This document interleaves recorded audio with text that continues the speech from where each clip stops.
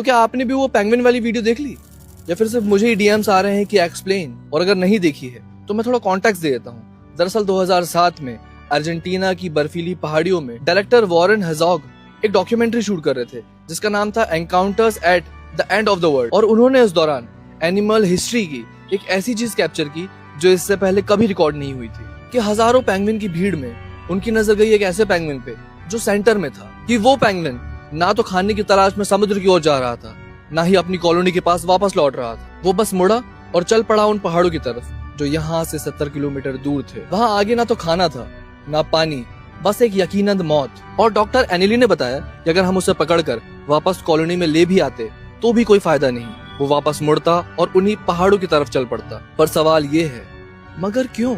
देखो, ये एक ओपन एंडेड क्वेश्चन है, इसके हजारों परम्यूटेशन कॉम्बिनेशन सही आंसर्स हो सकते हैं। मैं साइकोलॉजी से संबंधित हूँ तो मैं उसके अकॉर्डिंग अपना आंसर दूंगा, पर मैं चाहूंगा कि आप लोग भी अपनी राय कमेंट सेक्शन में बताओ कि वो इन पहाड़ों पे जा क्यों रहा था, क्योंकि आपका ओपिनियन भी सही हो सकता है। दरअसल 1920 में सिगमंड फ्रॉइड ने किताब लिखी थी बियॉन्ड द प्लेजर प्रिंसिपल। इस किताब में उन्होंने ह्यूमन बिहेवियर को दो अपोजिट फोर्सेस में डिवाइड किया था। पहली होती है इरोस, द लाइफ इंस्टिंक्ट। ये वो फोर्स होती है जो हमें जिंदा रखती है, रिप्रोडक्शन और सर्वाइवल के लिए पुश करती है। और दूसरी होती है थैनाटोस, द डेथ ड्राइव। और ये दूसरी फोर्स ज्यादा डेंजरस है। फ्रॉइड कहते हैं कि life is full of tension, और थैनाटोस फोर्स का मतलब है उस टेंशन को खत्म कर कंप्लीट साइलेंस में वापस लौट जाना। पर आपको पता है, फ्लॉइड ने ये थ्योरी हमें डराने के लिए नहीं, हमें जगाने के लिए दी थी।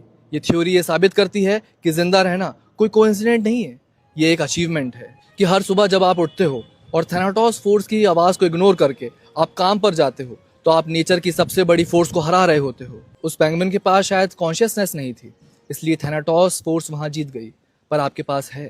लाइफ मुश्किल है, 100% सही, बट वो स्ट्रगल्स ही एक ऐसी चीज है जो आपकी लाइफ को और रोमांचक और खूबसूरत बनाने की हैसियत रखते हैं। तो उस साइलेंस को मत चुनो, उस शोर को चुनो, उस लाइफ को चुनो।